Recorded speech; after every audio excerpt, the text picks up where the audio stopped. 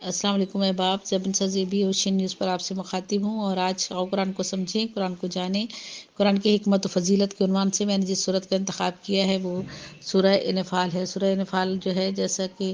8ویں قرآن مجید کی 8ویں صورت ہے اور 75 آیات ہے، 10 اس میں رکوع ہے، اور دور نزول اس کا مدنی ہے۔ معنی نزول جنگ بدر کے بعد ہے۔ عدد صورت 8 ہے، عدد پارہ 9 اور 10 ہے، تعداد آیات 75 ہیں، الفاظ 1243 اور حروف 5299 اور یہ صورت جو ہے تو یہ صورت 2 ہجری میں جنگ بدر کے بعد نازل ہوئی، اور اس میں اسلام و کفر کی پہلی جنگ پر مفصل تبصرہ کیا گیا ہے۔ تاریخی پس منظر کے حوالے سے اس صورت سب سے قبل جنگ بدر اور اس سے تعلق رکھنے والے حالات پر تاریخی نگاہ ڈالنا ضروری ہے۔ حضرت محمد صلی اللہ علیہ وآلہ وسلم کی دعوت ابتدائی 10-12 سال میں جبکہ آپ مکہ معظمہ میں مقیم تھے، اس حیثیت سے اپنی پختگی اور استواری حیثیت ثابت کر چکی ہے۔ ایک طرف اس کی پشت پر ایک بلند سیرت، اعلیٰ ظرف اور دانشمندانہ علمبردار موجود تھا جو اپنی شخصیت کا پورا سرمایہ اس کام پر لگا چکا تھا۔ اس کے طرز عمل سے یہ حقیقت پوری طرح نمایاں ہو چکی تھی کہ وہ اس دعوت کو انتہائی کامیابی کی منزل تک پہنچانے کے لیے اٹل ارادہ رکھتا ہے، اور اس مقصد کی راہ میں ہر خطرے کو انگیز کرنے اور ہر مشکل کو مقابلہ کرنے کے لیے تیار ہے۔ دوسری طرف اس دعوت میں خود ایسی کشش تھی کہ وہ دلوں اور دماغوں میں سرایت کرتی چلی جا رہی تھی، اور جہالت اور جاہلیت اور تعصبات کے حصار اس کی راہ میں رکاوٹ بننے اور اسے روکنے میں ناکام ثابت ہو رہے تھے۔ اس وجہ سے عرب کے برائے نظام پرانا جو عرب کا نظام تھا، جاہلی کی حمایت کرنے والے عناصر جو ابتدا میں اس کو جو ہے اچھی نظر سے نہیں دیکھتے تھے، مکی دور کے آخری زمانے میں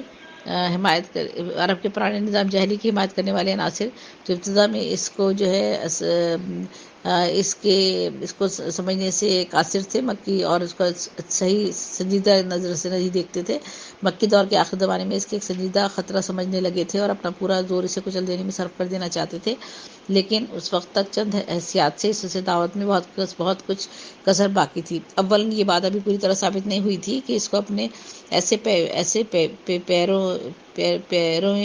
پیریوں کی ایک کافی تعداد باہم پہنچ گئی تھی، پیروکاروں کی، جو صرف اس کے ماننے والے ہی نہیں ہیں بلکہ اس کے اصولوں کا سچا عشق بھی رکھتے ہیں، اس کو غالب اور نافذ کرنے کی صحیح میں اپنی ساری قوتیں اور اپنا تمام سرمایہ زندگی کھپا دینے کے لیے تیار ہے، اور اس کی خاطر اپنی ہر چیز قربان کر دینے کے لیے دنیا بھر سے لڑ جانے کے لیے تیار ہے، حتیٰ کہ اپنے عزیز ترین رشتہ داروں کو بھی کاٹ پھینکنے کے لیے آمادہ ہے۔ اگرچہ مکہ میں جو اس کے پیروکار تھے، اسلام نے قریش کو زور و ستم برداشت کرنے کے اپنی صداقت ایمانی اور اسلام کے ساتھ اپنے تعلق کی مضبوطی کو اچھا خاصا ثبوت دے دیا تھا، مگر ابھی یہ ثابت ہونے کے لیے بہت سی آزمائشیں باقی تھیں کہ دعوت اسلامی کو جاں فروش پیروکاروں کا وہ گروہ مؤثر آ گیا ہے جو اپنے نصب العین کے مقابلے میں کسی بھی چیز کو عزیز تر نہیں رکھتا۔ اس دعوت کی آواز اگرچہ سارے ملک میں پھیل گئی تھی، لیکن اس کے اثرات منتشر تھے۔ اس کی فراہم کردہ قوت سارے ملکوں میں پراگندہ تھی، اس کو وہ اجتماعی طاقت باہم نہ پہنچی تھی جو پرانے جمع ہوئے نظام جہالیت سے فیصلوں کے مقابلے کے لیے ضروری تھی۔ اس دعوت نے زمین میں کسی بھی جگہ جڑ نہیں پکڑی تھی، بلکہ ابھی تک وہ صرف ہوا میں سرایت کر رہی تھی۔ ملک کا کوئی خطہ ایسا نہ تھا جہاں وہ قدم جما کر اپنے موقف کو مضبوط کرتی، پھر آگے بڑھنے کی صحیح کرتی۔ اس وقت تک جب مسلمان جہاں بھی تھا، اس کی حیثیت نظام کفر اور شرک میں بالکل ایسی تھی جیسے خالی میدے میں کوئی ایسی چیز ہو جو کہ جس کو جو ہے وہ جو اگل دینے اور دوڑ لگا کر باہر نکال دینے کی جو ہے وہ باہر نکال دینے کے لیے ضروری ہو، اور اس کو معدے میں اس کی جگہ ہی نہیں تھی اس کو ہضم کرنے کی، ایسے یہ جو سلسلہ تھا، یہ جو دعوت کا پیغام تھا، اس کو کوئی بھی قبول کرنے کے لیے تیار نہیں تھا، اور اس وقت تک اس دعوت کو عملی زندگی کے معاملات اپنے ہاتھ میں لے کر چلانے کے مواقع نہیں ملے تھے، نہ ہی اپنا تمدن قائم کر سکی تھی، نہ اس نے اپنا نظام معیشت اور معاشرت اور نظام سیاست مرتب کیا تھا، اور نہ دوسری طاقتوں سے اس کے معاملات صلح و جنگ پیش آئے تھے۔ اس لیے نہ تو ان اخلاقی اصولوں کا مظاہرہ ہو سکتا تھا جن پر یہ دعوت زندگی کے پورے نظام کو قائم کرنا اور چلانا چاہتی تھی، نہ یہی بات آزمائشی کسوٹی پر اسی طرح نمایاں ہوئی تھی کہ اس دعوت کا پیغمبر، اس کے پیروکار گروہ جس چیزوں کی طرف دنیا کو دعوت دے رہا ہے، اس پر عمل کرنے میں وہ خود کس حد تک راست باز ہے۔ بعد کے واقعات نے وہ مواقع پیدا کیے جن سے یہ چاروں یکساں پوری ہو گئی۔ مکی دور کے آخری 3-4 سالوں سے یثرب میں آفتاب اسلام کی شعاعیں مسلسل پہنچ رہی تھیں، اور وہاں کے لوگ متعدد وجوہ سے عرب کے دوسرے قبیلوں کی بنسبت زیادہ آسانی کے ساتھ اس روشنی کو قبول کرتے جا رہے تھے۔ آخرکار نبوت کے 12ویں سال حج کے موقع پر 75 نفوس کا ایک وفد نبی صلی اللہ علیہ وسلم سے رات کی تاریکی میں ملا،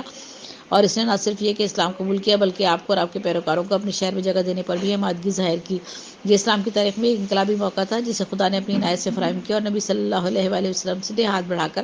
پکڑ لیا۔ اہل یثرب نبی صلی اللہ علیہ وسلم کو محض ایک پناہ گزین کی حیثیت سے نہیں بلکہ خدا کے نائب اور اپنے امام و فروا کی حیثیت سے بلا رہے تھے، اور اسلام کے پیروں کو ان کا بلاوا اس لیے نہ تھا کہ وہ ایک ہی اجنبی سرزمین میں محض مہاجر ہونے کی حیثیت سے جگہ پا لیں، بلکہ مقصد یہ تھا کہ عرب کے مختلف قبائل اور خطوں میں جو مسلمان منتشر ہیں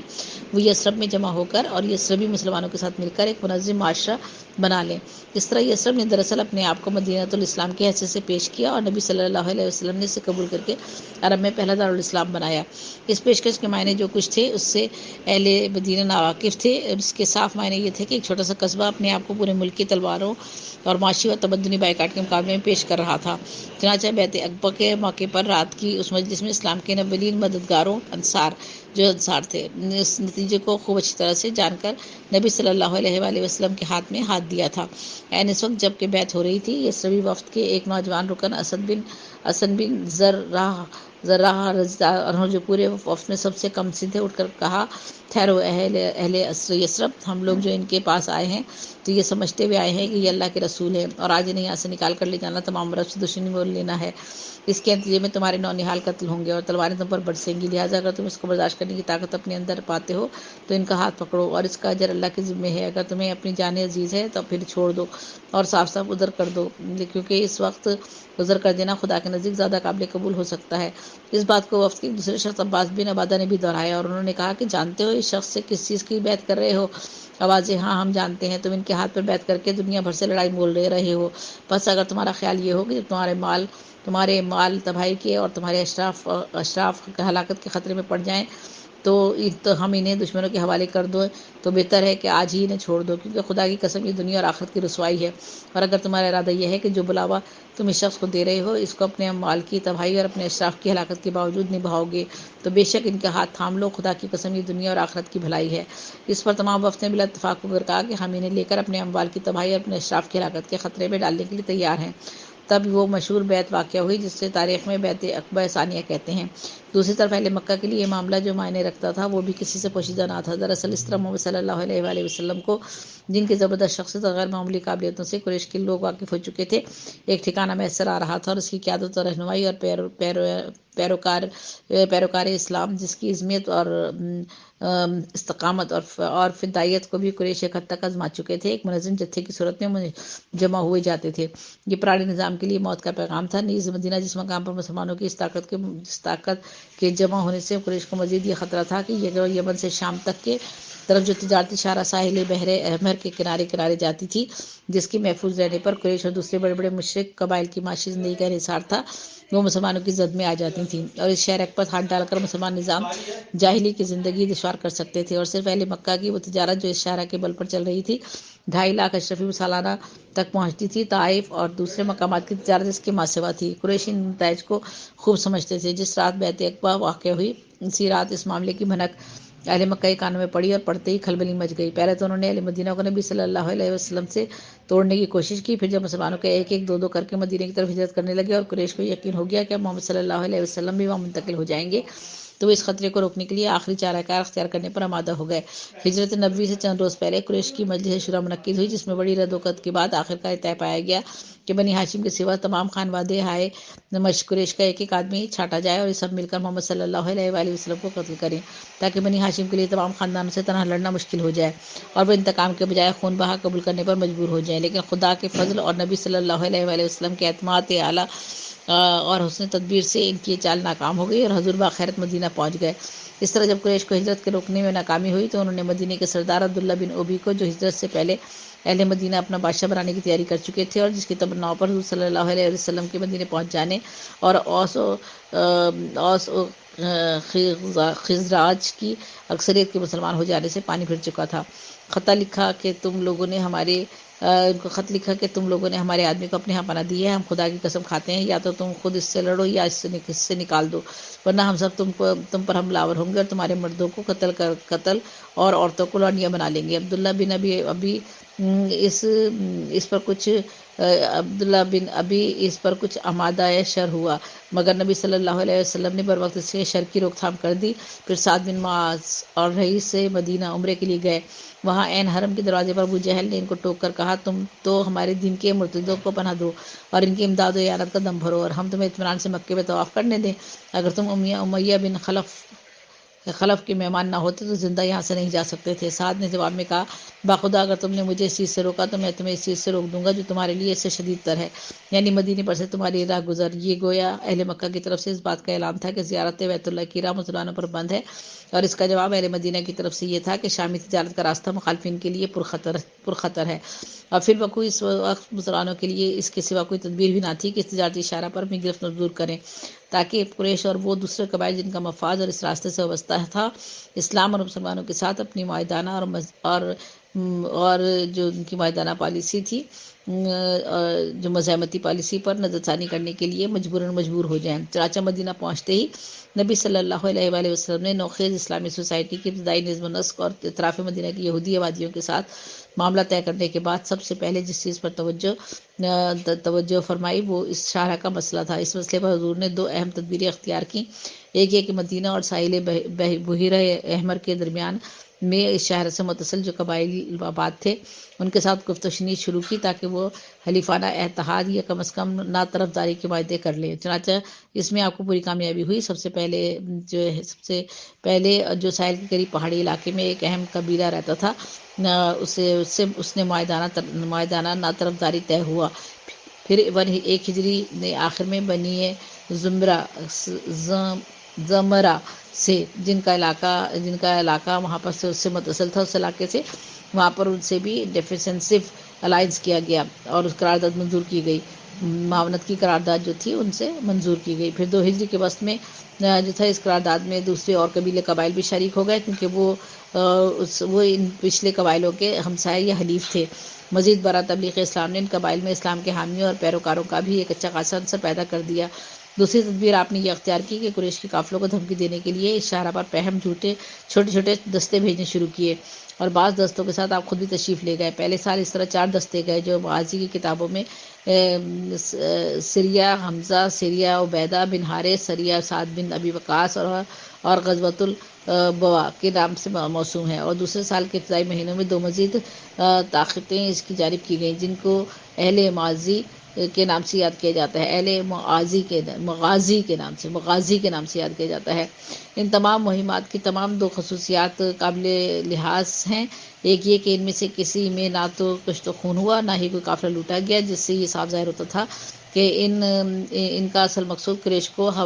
کو ہوا کا رخ بتانا تھا۔ دوسری یہ کہ ان میں سے کسی میں بھی حضور صلی اللہ علیہ وآلہ وسلم نے اہل مدینہ کا کوئی آدمی نہیں لیا، بلکہ تمام دستے خالص مکی مہاجرین سے ہی مرتب فرماتے تھے، تاکہ حتی الامکانی کشمکش قریش کے اپنے ہی گھر والوں تک محدود رہے اور دوسرے قبائل کے اس میں الجھنے سے آگ نہ پھیل جائے۔ ادھر سے ادھر اہل مکہ بھی مدینے کی طرف غارت گر دستے بھیجتے رہے، چنانچہ انہی میں سے ایک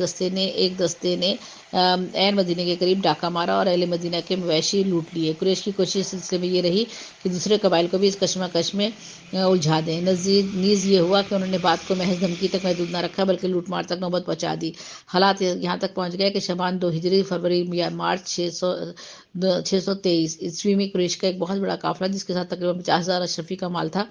اور 30-40 سے زیادہ محافظ نہ تھے، شام سے مکہ کی طرف پلٹتے ہوئے اس علاقے میں پہنچا جو مدینے کی زد میں تھا۔ چنانچہ مال زیادہ تھا، محافظ کم تھے، سابق حالات کی بنا پر کبھی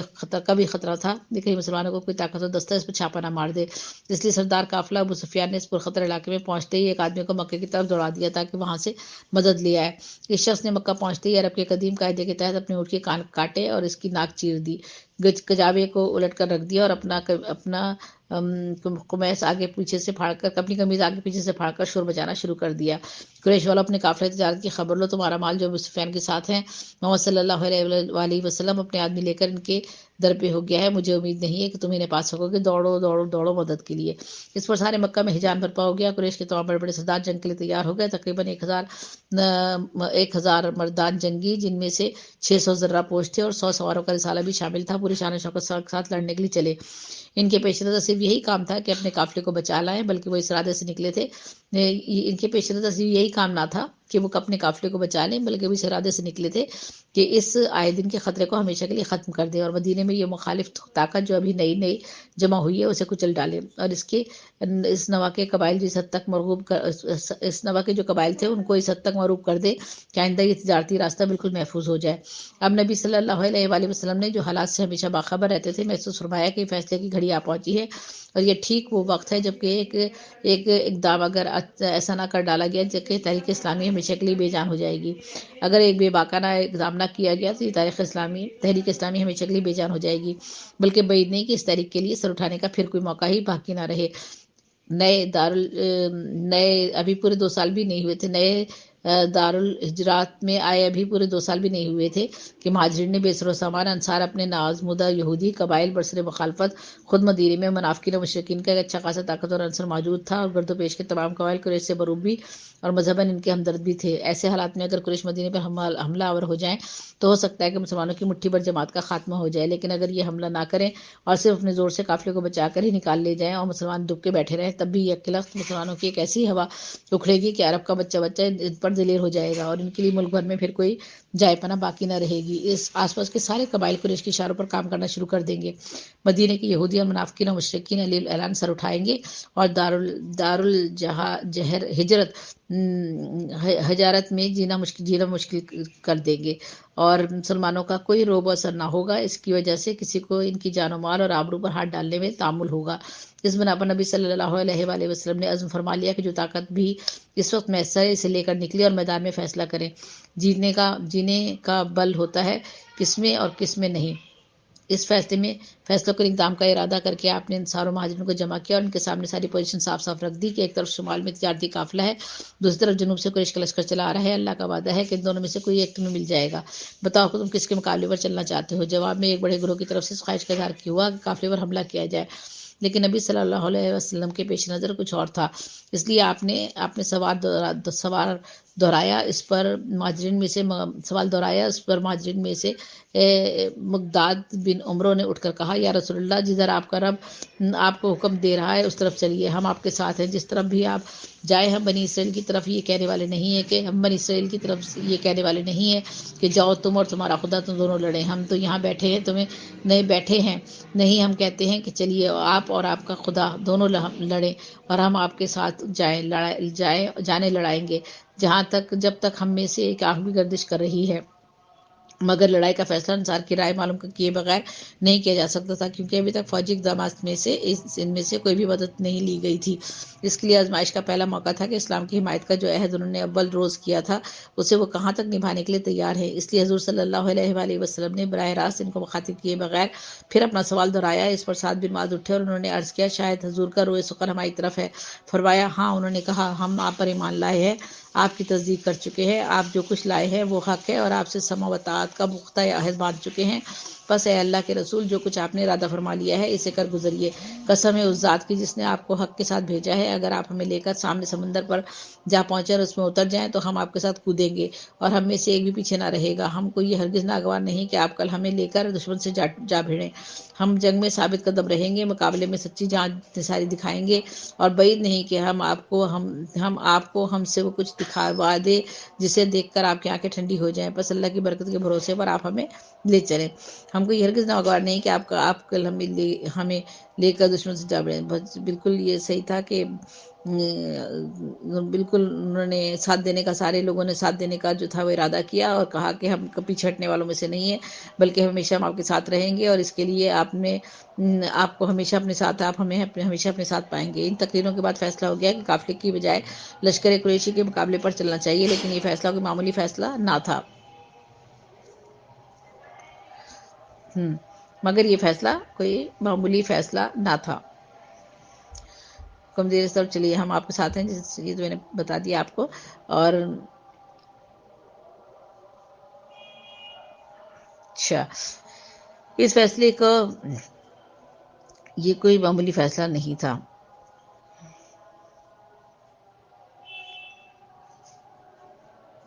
یہ میں نے آپ کو بتا دیا۔ اب میں اور مزید بتانا چاہ رہی ہوں، مختصر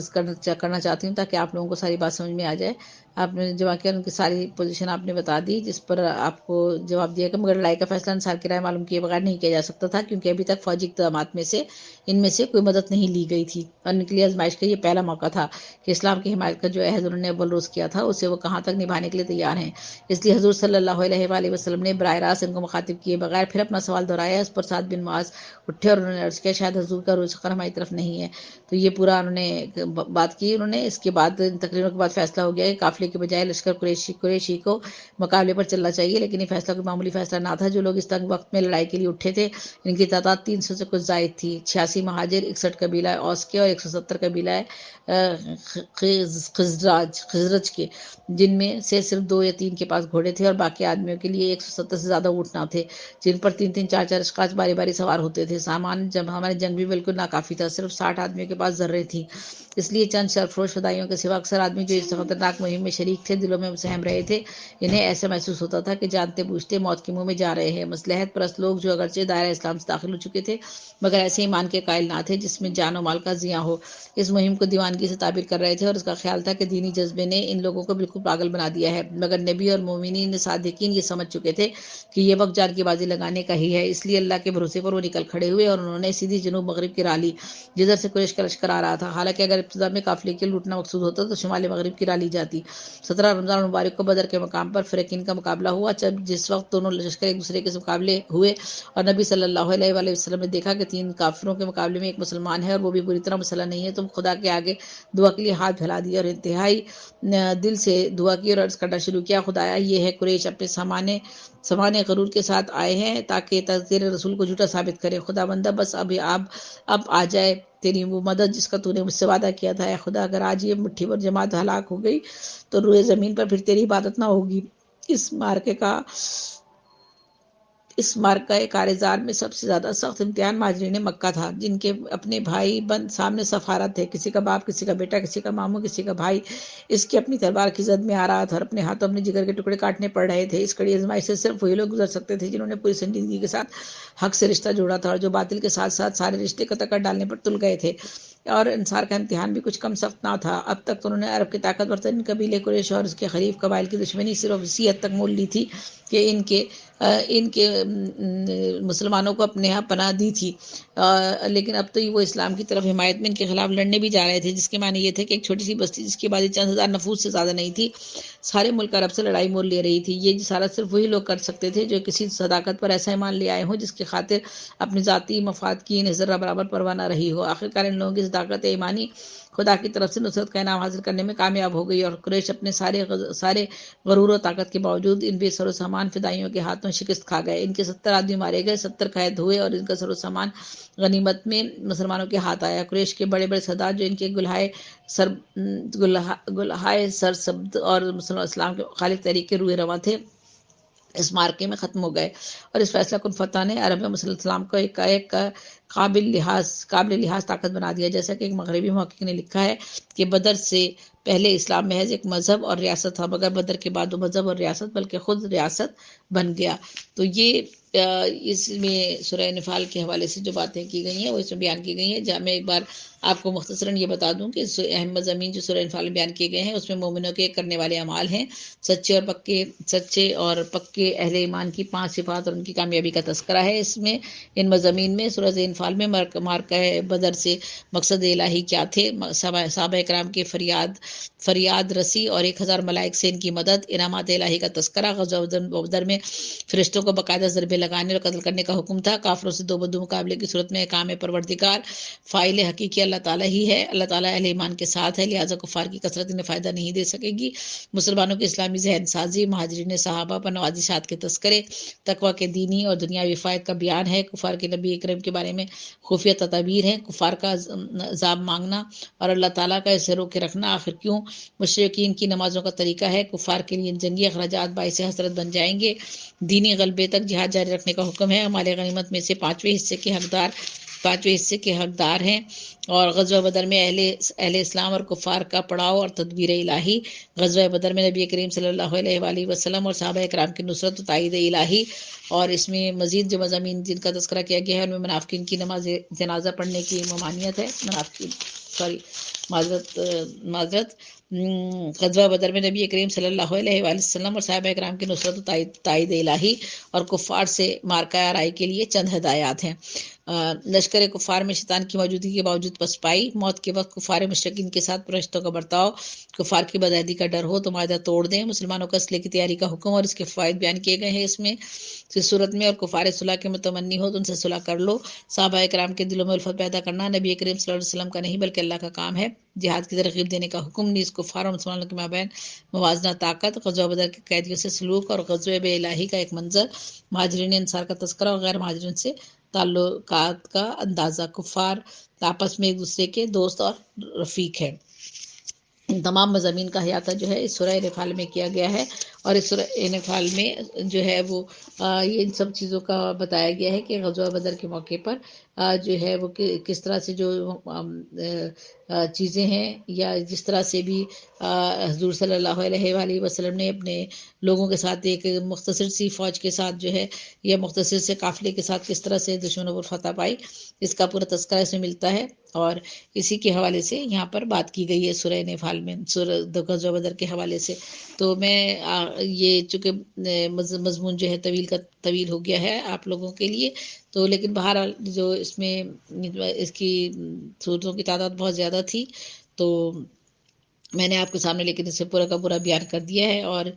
یہ ویسے ایک عظیم شان مارکہ تھا جس پہ قرآن کی صورت میں تبصرہ کیا گیا ہے، اور اس تبصرے کا انداز تمام ان تبصروں سے مختلف ہے۔ دنیوی بادشاہ اپنی فوج کی فتح یابی کی بات کیا کرتے ہیں۔ اس میں سب سے پہلے ان خامیوں کی نشاندہی بھی کی گئی ہے جو اخلاقی حیثیت سے بھی مسلمانوں میں باقی تھی، تاکہ آئندہ اپنی مزید تکمیل کے لیے وہ صحیح کر سکیں۔ پھر ان کو بتایا گیا کہ اس فتح میں تائید الہی کا کتنا بڑا حصہ تھا، تاکہ وہ اپنی جرت پر زیادہ نہ پھولے بلکہ خدا پر توکل اور خدا رسول کے اطاعت کا سبق لے۔ پھر اس اخلاقی مقصد کا واضح کیا گیا تھا جس کے لیے مسلمانوں کو یہ مارکہ حق و باطل برپا کرنا ہے، اور ان اخلاقی صفات کی توضیح بھی کی گئی تھی جس سے اس مارکے میں کامیابی حاصل ہو سکتی تھی۔ پھر مشرکین اور منافقین اور یہود اور ان کے لوگوں کو جو جنگ میں قید ہو کر آئے تھے نہایت سبق آموز انداز میں خطاب کیا گیا تھا۔ پھر ان اموال کے متعلق جو جنگ میں ہاتھ آئے تھے مسلمانوں کو ہدایت کی گئی تھی کہ انہیں اپنا مال نہ سمجھے بلکہ خدا کا مال سمجھیں، اور جو کچھ اللہ اس میں سے ان کا حصہ مقرر کرے اسے شکریہ کے ساتھ قبول کر لیں، اور جو حصہ اللہ اپنے کام اپنے غریب بندوں کی امداد کے لیے مقرر کرے اس کو برضا و رغبت گوارا کر لیں۔ پھر قانون جنگ اور صلح کے متعلق وہ اخلاقی ہدایات بھی دی گئی تھی جن کی توجہ اس مرحلے میں دعوت اسلامی کے داخل ہو جانے کے بعد ضروری تھی، تاکہ مسلمان اپنی صلح اور جنگ میں جہالیت کے طریقوں سے بچیں اور دنیا پر ان کی اخلاقی برتری قائم ہو، اور دنیا کو معلوم ہو جائے کہ اسلام اول روز سے ہی اخلاق پر عملی زندگی کی بنیاد رکھنے کی جو دعوت دے رہا ہے اس کی تعبیر واقعی عملی زندگی میں ایک کیا ہے۔ پھر اسلامی ریاست کے دستوری قانون کی بعض دفعات بیان کی گئی ہیں جس سے دارالاسلام کے مسلمان باشندوں کی آئینی حیثیت اور ان مسلمانوں سے الگ کر دی گئی ہیں جو دارالاسلام کے حدود سے باہر رہتے ہیں۔ تو یہ سورہ انفال جو ہے اس میں تمام مضامین کا احاطہ کیا گیا ہے اور تمام مضامین کو بہت تفصیل کے ساتھ بیان کیا گیا ہے۔ آخر میں آپ سب لوگوں سے اجازت چاہوں گی، زیبن سے زیبی کو اجازت دیجیے، اور شیروان صاحب کو بہت بہت شکریہ جن کے حوالے سے میں یہ پروگرام آپ لوگوں تک جن کے توسط سے میں یہ پروگرام آپ لوگوں تک پہنچاتی ہوں۔ تو آج سورہ انفال کے حوالے سے میں نے بات چیت کی ہے، امید ہے اگر کہیں کوئی میری خامی یا غلطی رہ گئی ہوگی یا کہیں میں اپنی کچھ فہمی کی وجہ سے کوئی لفظ تلفظ وغیرہ میں غلطی میں نے کی ہوگی تو اس کی آپ مجھے معاف فرمائیں گے، اور اللہ تعالیٰ بھی معافی قبول کرنے والا ہے۔ میری نیت یہاں پر یہ ہے کہ جو سبق میں سیکھتی ہوں ان صورتوں سے جن کے بارے میں جاننے کی کوشش کرتی ہوں، ان صورتوں کے ترجمہ اردو میں وہی میں آپ لوگوں تک پہنچانے کی بھی کوشش کرتی ہوں، تاکہ ان سے اگر آپ کچھ سبق سیکھ سکتے ہیں تو میں بھی اگر کچھ سیکھ سکتی ہوں تو میں بھی سیکھوں، اور آگے بھی اس پیغام کو اگر بڑھا سکتی ہوں پھیلا سکتی ہوں تو میں بھی آگے تھوڑا بہت اس کو آگے بڑھا سکوں۔ تو میں جانتی ہوں کہ مجھ سے بڑے بڑے عالم بڑے بڑے مبلغ یہاں پر موجود ہیں، میں تو ایک ادنا سی ایک ہستی ہوں اللہ تعالیٰ کی جس نے میرے دل میں یہ ڈالا اور میرے دل اور دماغ میں، اور میں اس کام پر جو ہوں وہ اپنے آپ کو جو ہے وہ سمجھتی ہوں کہ مجھے اس کو کرنا چاہیے، سو میں کر رہی ہوں۔ زیبن سے زیبی کو اجازت دیجیے۔ اللہ حافظ، اللہ نگہبان، اللہ تعالیٰ ہم سب کو اپنی حفاظت میں رکھے اور دین کی سربلندی کے لیے ہمیں ہر لحظہ ہمیشہ جو ہے تمام جذبوں سے جو ہے وہ